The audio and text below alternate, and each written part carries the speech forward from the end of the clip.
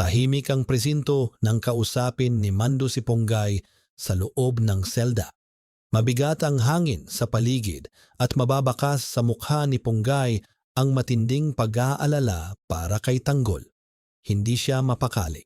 Ramdam niya ang panganib na nakapaligid sa kanyang inaanak. Dahan-dahang nagsalita si Mando at tiniyak na mapagkakatiwalaan siya. Hindi raw niya pababayaan si Tanggol anuman ang mangyari. Para kay Mando, hindi lamang ito tungkulin, personal na bagay ito.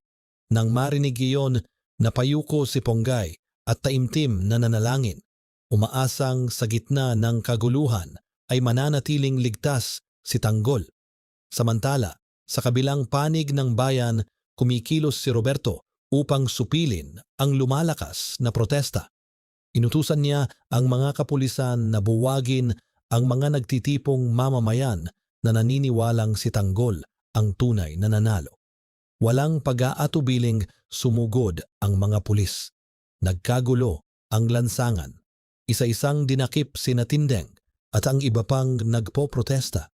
Kahit pilit nilang ipinaglaban ang kanilang paninindigan, nanaig pa rin ang puwersa ng kapulisan. Dinala sila sa presinto, ngunit hindi natinag ang kanilang paniniwala. Habang nangyayari iyon, pinatawag naman ni Rigor ang kanyang mga tauhan. Inilatag niya ang isang plano. Gagamitin ang kapistahan sa Buenaventura bilang bitag. Doon niya balak hulihin si Tanggol. Inutusan niya ang mga pulis na palibutan ng lugar at tiyaking wala nang makatakas. Desidido si Rigor na tapusin na ang lahat sa pagkakataong giyon.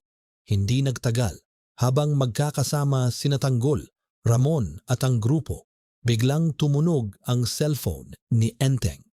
Inakala nilang ang kanyang ina ang tumatawag. Ngunit nang sagutin niya ito, nanlamig siya. Si Rigor ang nasa kabilang linya. Malamig ang boses nito habang inuutusan siyang pumunta sa Buenaventura at siguraduhing kasama si Tanggol. Kapag hindi siya sumunod, buhay ng kanyang ina ang kapalit. Hindi makapagsalita si Enteng. Para sa kanya, wala siyang ibang pagpipilian kundi sumunod. Agad nagtungo ang grupo sa Buenaventura, dala ang mga alahas na balak nilang ipagpalit upang matulungan ang ina ni Enteng. Ngunit nagbabala si Bulldog na mas mabuting maiwan muna sina Tanggol at Ramon upang hindi sila malagay sa panganib. Pumayag si Tanggol at naghihintay kasama si Ramon habang sina Enteng at ang iba ay nagtuloy sa meetup. Pagdating nila roon, bigla silang pinalibutan ng mga armadong tauhan at tinutukan ng baril. Nagulat ang lahat. Nakiusap si Enteng na huwag silang kumilos upang hindi masaktan. Ngunit napansin ni Bulldog ang isang bagay.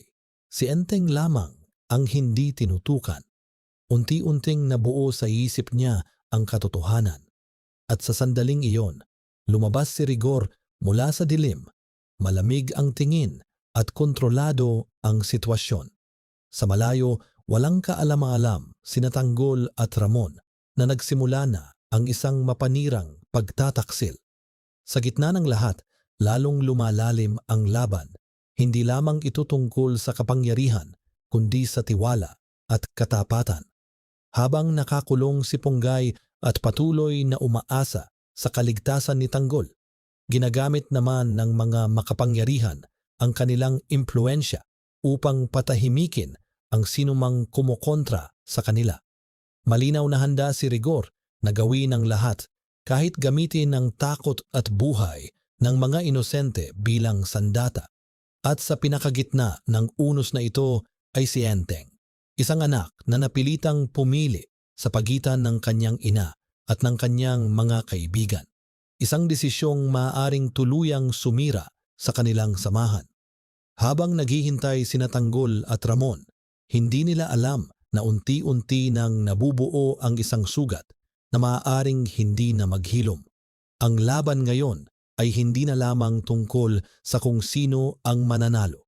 Ito ay laban ng konsensya, katapatan at sakripisyo. At habang papalapit ang hindi maiiwasang paghaharap ni Tanggol at Rigor, Isang tanong ang nananatili. Hanggang saan ang kayang kisakripisyo ng bawat isa?